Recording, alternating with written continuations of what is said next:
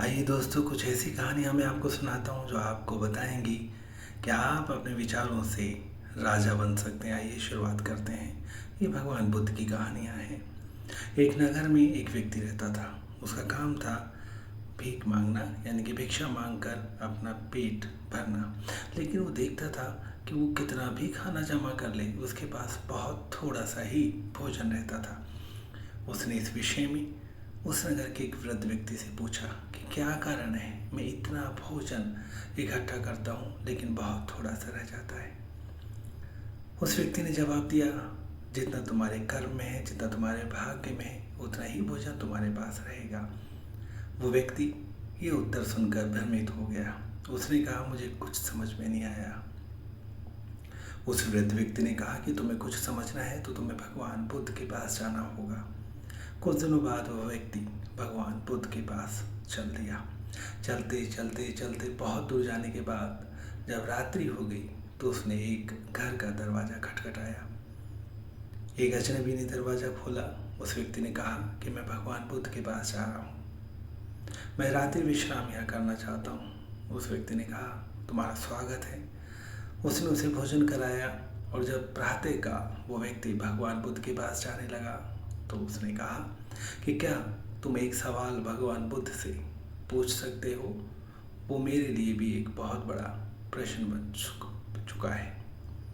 उस व्यक्ति ने कहा कि निश्चित रूप से ही मैं पूछूंगा, आप बताइए। उसने कहा कि मेरी एक पुत्री है लेकिन वो बोल नहीं सकती। क्या भगवान बुद्ध से तुम पूछ सकते हो कि वो कब बोलना शुरू करेगी? उस व्यक्ति ने कहा कि मैं निश्चित रूप से भगवान बुद्ध से तुम्हारी बात पूछूंगा। और वो व्यक्ति आगे चलने लगा। बहुत दूर जाने के पश्चात उस व्यक्ति को बड़ी बड़ी पहाड़ियाँ दिखाई दी। उसके लिए असंभव था कि वो उन पहाड़ियों को पार करता। वो बड़ा परेशान हो गया। अचानक उसे एक वृद्ध व्यक्ति दिखाई दिया। उसने उससे पूछा कि उसे क्या परेशानी है। उसने कहा कि मैं भगवान बुद्ध के पास जा रहा हूँ अपने कुछ प्रश्नों को लेकर, लेकिन ये पहाड़ियाँ बेहद विशाल हैं। उस वृद्ध व्यक्ति ने कहा कि मैं तुम्हें पहाड़ियों से एक छोटा रास्ता बताऊंगा जिसके माध्यम से तुम भगवान बुद्ध के पास पहुंचने की अपनी इच्छा को पूरी कर सकते हो। लेकिन क्या तुम मेरा भी एक प्रश्न है उसे पूछ सकते हो? उस व्यक्ति ने कहा, मैं निश्चित रूप से पूछूंगा, बताइए क्या प्रश्न है। उसने कहा कि मैं वर्षों से अच्छी शिक्षा के साथ जीवन यापन कर रहा हूँ लेकिन मुझे स्वर्ग नहीं मिल रहा है। मेरी शिक्षा के अनुसार अभी तक मुझे स्वर्ग मिल जाना चाहिए। उस व्यक्ति ने कहा कि मैं निश्चित रूप से भगवान बुद्ध से तुम्हारा सवाल पूछूंगा। उस व्यक्ति ने उसे एक छोटा सा रास्ता बताया और उसके माध्यम से उसने उन पहाड़ियों को पार कर लिया। आगे चलते चलते 2 दिन के पश्चात उसे एक नदी दिखाई दी। भगवान बुद्ध के पास पहुंचने के लिए ये अंतिम बाधा थी। वो बड़ा परेशान था कि अचानक उसे एक कछुआ दिखाई दिया। उस कछुए ने उससे कहा कि मैं तुम्हें नदी पार करा दूंगा, लेकिन मेरा भी एक प्रश्न है। तुम महात्मा बुद्ध के पास जा रहे हो तो जरूर उस प्रश्न को पूछना। उसने कहा, आपका क्या प्रश्न है? कछुए ने कहा कि मैं अपने विशालतम रूप को प्राप्त करना चाहता हूँ। सैकड़ों वर्षों से मैं इस नदी में हूँ। क्या तुम भगवान बुद्ध से पूछ सकते हो कि मैं कब अपना विशाल रूप प्राप्त करूँगा? उस व्यक्ति ने कहा कि मैं निश्चित रूप से पूछूंगा। कछुए ने बड़े आराम से उसे नदी पार करा दी और वो व्यक्ति शीघ्र ही भगवान बुद्ध के पास पहुंच गया। उस जगह पर पहुंच गया, उस घर पे पहुंच गया जहाँ पर भगवान बुद्ध थे। उसे भगवान बुद्ध को देखा, उसे बड़ी शांति मिली। उसने भगवान बुद्ध को दंडवत प्रणाम किया और भगवान बुद्ध से पूछा कि महात्मा, मैं 4 प्रश्न आपके पास लेकर आया हूँ, मुझे उनके उत्तर चाहिए। भगवान बुद्ध ने कहा कि मैं सिर्फ तुम्हारे 3 प्रश्नों का उत्तर दे सकता हूँ। ये सुनकर वह व्यक्ति बड़ा परेशान हो गया, बड़ा दुखी हो गया। फिर अंततः उसने सोचा कि अगर वो कछुए के प्रश्न का उत्तर भगवान बुद्ध से प्राप्त कर लेगा तो कछुए को बड़ी परेशानी से मुक्ति मिल जाएगी, क्योंकि वो वर्षों से उस नदी में, उस गहरी नदी में यहाँ से वहाँ घूमता फिर रहा है। फिर वो सोचने लगा कि वो वृद्ध व्यक्ति जो वर्षों से वृद्ध अवस्था के साथ है और अपने एक प्रश्न का उत्तर ना पा सका, अगर उसे उसका उत्तर मिल गया तो वो स्वर्ग चला जाएगा। और अंततः उसने सोचा कि वो दंपति जो अपनी एक बच्ची के लिए बड़े परेशान हैं, उस बच्ची का आगे उसकी पूरी ज़िंदगी है, अगर उन्हें भी उनका उत्तर मिल जाएगा तो निश्चित रूप से वो भी बहुत सुखी हो जाएंगे। जहाँ तक मेरा प्रश्न है तो मैं भीख मांगता हूँ, मेरे सिर पर छत नहीं है, मेरा जीवन ज़्यादा नहीं बदलेगा, लेकिन उनके लिए यानी कि उन तीनों के लिए पूरे जीवन में बदलाव की बड़ी आशाएं हो जाएंगी। बस उसने पूछा कि उस कछुए को कब विशाल रूप मिलेगा। भगवान बुद्ध ने कहा कि जब वो अपने खोल को हटा देगा तो उसे विशाल रूप मिल जाएगा। फिर उसने पूछा कि उस वृद्ध व्यक्ति को कब मुक्ति मिलेगी। भगवान बुद्ध ने मुस्कुराते हुए कहा कि जब वो स्वर्ग जाने की इच्छा को त्याग देगा उसी दिन उसे मुक्ति मिल जाएगी।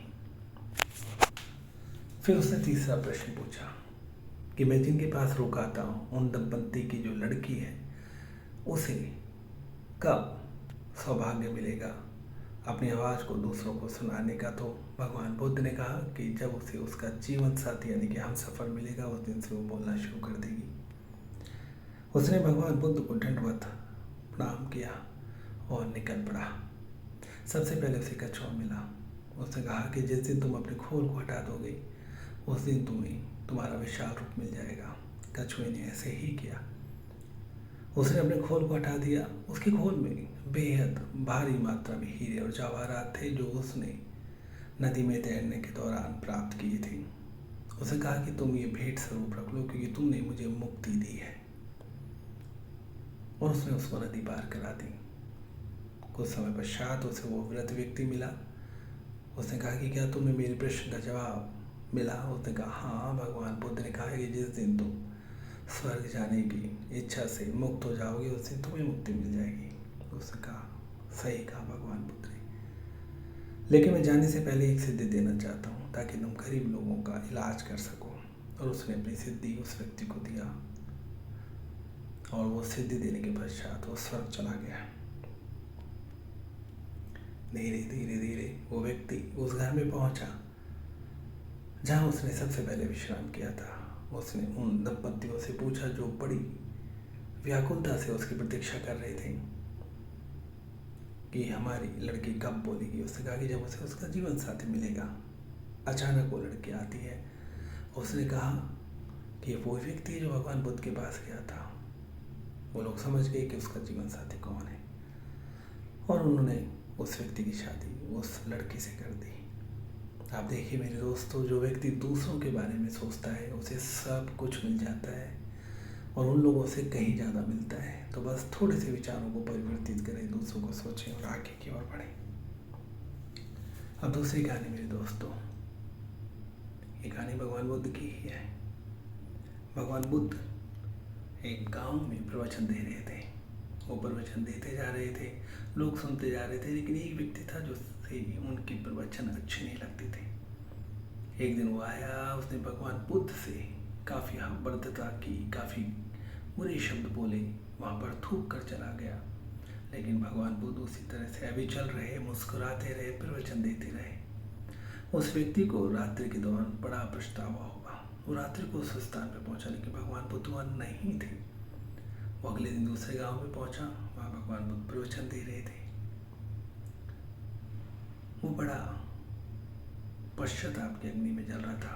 वो थोड़े समय के पश्चात भगवान बुद्ध के चरणों में गिर गया और उसने कहा कि भगवान, मैं पश्चाताप की अग्नि में जल रहा हूँ, मुझे माफ़ कर दो। भगवान बुद्ध ने कहा तुम किससे माफ़ी मांग रहे हो? क्योंकि जो व्यक्ति अभद्रता कर रहा था और जिस व्यक्ति के साथ कि वो दोनों अब नहीं है। उसने कहा नहीं महात्मा, ये कैसे हो सकता है? उन्होंने कहा तुम इस मोमबत्ती को देखो, ये जल रही है, लेकिन जो मोम इसको जला रहा है वो अब नहीं है। क्षण प्रति क्षण वो मोम समाप्त हो रहा है। जी हाँ, समाप्त हो रहा है, लेकिन अग्नि वैसी की वैसी दिखाई दे रही है। लेकिन ये सत्य नहीं है। हमारी कोशिकाएं दिन प्रतिदिन समाप्त होती हैं और नई कोशिकाएं आती हैं, यानी कि हमारा नया जन्म होता है। तो जिस बुद्ध को तुमने गाली दी थी और जिसने दी थी, वो दोनों ही अभी संसार में नहीं है। नए जन्म हो चुके हैं मेरे और तुम्हारे। और वो व्यक्ति पश्चाताप में चलने लगा। भगवान बुद्ध ने कहा कि नहीं, तुम पश्चाताप में मत चलो, तुमने पश्चाताप कर लिया, तुम्हें मुक्ति मिल गई। लेकिन ध्यान रखना, कभी भी ऐसे शब्दों का उच्चारण ना करें जिससे दूसरों को तकलीफ पहुंचे, क्योंकि सत्य यही है कि हमारे पास फिर पछतावे का भी मौका नहीं होता है। हम क्षमा भी नहीं मांग सकते, क्योंकि सत्यता के रूप में तो जिसे आपने कुछ गलत कहा और आप जिसने गलत बोला वो दोनों ही नहीं रहते हैं, लेकिन आपके अंदर पछतावा रहता है। बस तो गलत कहना बंद कर दें मेरे दोस्तों, आपकी ज़िंदगी की बहुत सारी परेशानियां समाप्त हो जाएंगी। और तीसरी कहानी मेरे दोस्तों, ये आपको बताएगी कि आपके विचार ही सब कुछ है। एक बार भगवान बुद्ध के 2 शिष्य जंगल को पार कर रहे थे। अचानक उन्हें एक बड़ी सुंदर स्त्री दिखाई देती है। वो दोनों बड़े आराम से उस जंगल को पार कर पहुंचते हैं। कुछ समय पश्चात जब भगवान बुद्ध के प्रवचन शुरू होते हैं तो एक शिष्य कहता है कि महात्मा, आज हमें बड़ी सुंदर स्त्री दिखाई दी, और देखिए जो आपका दूसरा शिष्य है वो बड़े आराम से रहा, लेकिन मैंने तो आंखें बंद कर ली। मैंने उस स्त्री की तरफ दोबारा देखा भी नहीं, और मैं बड़े संयमित तरीके से आपके पास आया, लेकिन ये व्यक्ति उसको देखता रहा और बड़े आराम से फिर इसने जंगल पार किया। भगवान बुद्ध ने कहा कि वो स्त्री अभी भी तुम्हारे साथ ही है। उसने कहा कैसे? भगवान बुद्ध ने कहा कि दूसरा तो उसको वहीं छोड़ आया, वो सच में ब्रह्मचर्य व्रत का पालन कर रहा है, लेकिन तुम अभी भी उसको अपने मन में लिए हुए हो। इससे कोई फर्क नहीं पड़ता कि तुमने किसी सुंदर स्त्री को देखा या नहीं देखा। कोई भी विचार अगर तुम्हारे मन में उस घटना के बाद भी है तो वो घटना तुम्हारे साथ ही चल रही है। इसलिए विचारों को त्यागना ही अध्यात्म की तरफ बढ़ने का सबसे अच्छा तरीका है।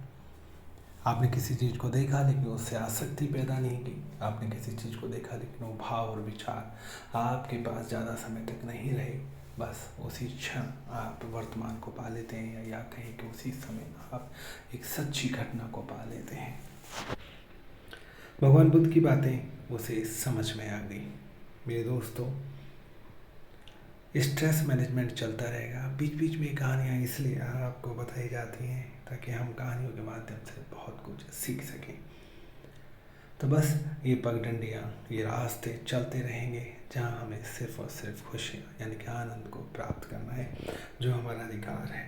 और आप देखेंगे कि छोटी छोटी घटनाओं से बस चलते फिरते उठते बैठते सांस लेते हुए हम वो सब कुछ प्राप्त कर सकते हैं जो बड़े बड़े ऋषि मुनि प्राप्त करने के लिए जंगलों में जाते थे या तपस्या करते थे। हमें सिर्फ ये बताने के लिए कि खुशियों का रास्ता बड़े दरवाजे से होकर नहीं जाता। बस एक हल्की सी झलक उसके लिए बहुत होती है। इसलिए हमें वीडियो क्वालिटी से लेकर किसी और चीज़ पर ध्यान नहीं देना चाहिए। अगर वास्तव में हम आनंद प्राप्त करना चाहते हैं तो हमें विचार देखने चाहिए। ये चलाकर कुछ ऐसा वीडियो बनाया गया है ताकि आपको कुछ लगे कि हाँ नॉइज है, कुछ अलग तरह की चीज़ है, लेकिन जैसे सामान्य घटनाओं में से भी आनंद प्राप्त किया जा सकता है, इनसे भी आनंद प्राप्त करने की कला आपको आनी चाहिए। हमें बस सिर्फ अच्छे विचार ही पकड़ने चाहिए। तो हमेशा चलते रहें इन रास्तों पर, जी हाँ, जिसमें कुछ कांटे भी होंगे, फूल भी होंगे, लेकिन अंततः हमें आनंद ही मिलेगा। और मेरे दोस्तों, छोटे छोटे वीडियो तो मैं आपके लिए ज़रूर बनाता रहूँगा, जिसके माध्यम से हम स्ट्रेस को कम कर सकें, इस भागती दौड़ती दुनिया में वही सुकून हासिल कर सकें जिसकी हमें अपेक्षा है, वो निश्चित रूप से हम हासिल करेंगे।